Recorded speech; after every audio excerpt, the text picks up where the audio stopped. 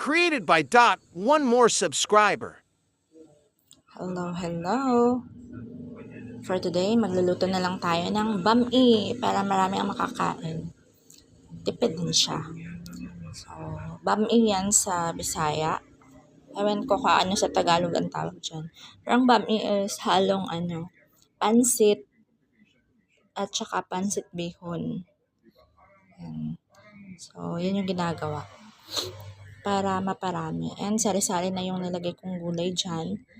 Para hindi na ako mag-slice-slice pa.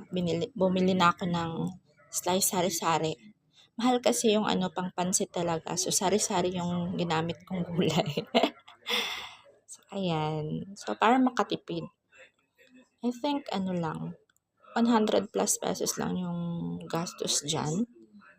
And good for, na siya, 4 to 5 packs na mapapakain. O, diba? I think 6 pa nga. Kung maliit lang yung kumain. Like thumbs up sign and subscribe bell.